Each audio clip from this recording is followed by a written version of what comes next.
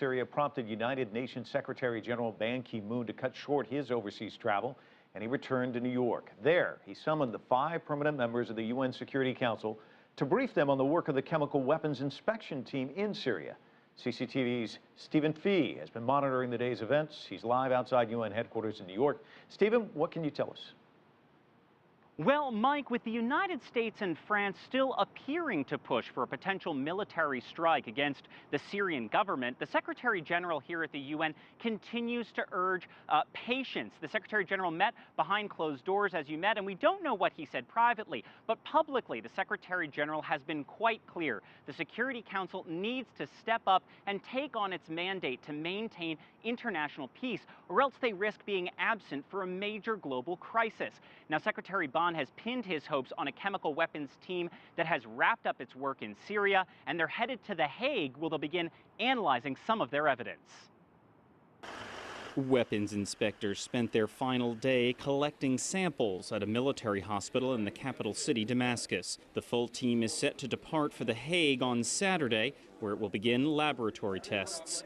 At a news conference in New York, the Secretary General's spokesman offered no timeline for when those tests would be finished. It will be done as fast as possible within the scientific constraints that there obviously are to ensure the integrity of the process. He told reporters a final report would be issued and made public to UN members and the Security Council, but that there would be no preliminary findings.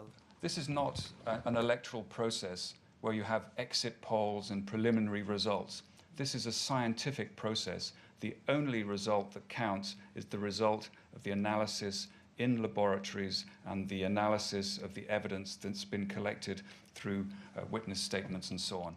Though the United Kingdom appeared to withdraw support of a potential military strike, France's president said on Friday that last week's alleged chemical attack must, quote, not go unpunished.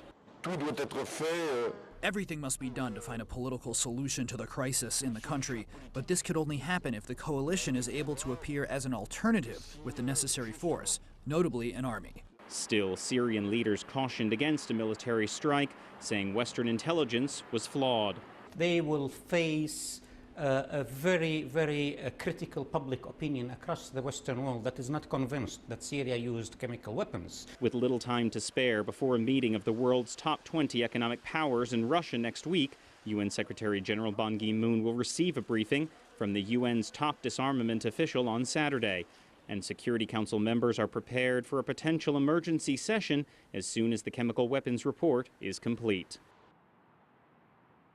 And Mike, the United Nations has received at least 14 reports of alleged chemical weapons use in Syria since the civil war began. Now, this chemical weapons inspection team was originally supposed to investigate 3 of those alleged strikes, but after the August 21 incident outside of Damascus, their mission was then diverted. The spokesman here at the United Nations said today that their report would only cover those most recent strikes, but he did confirm that the team will eventually return to Syria to finish their work at a later and undisclosed date. Stephen Fee, live for us in New York. Thanks so much. Questions?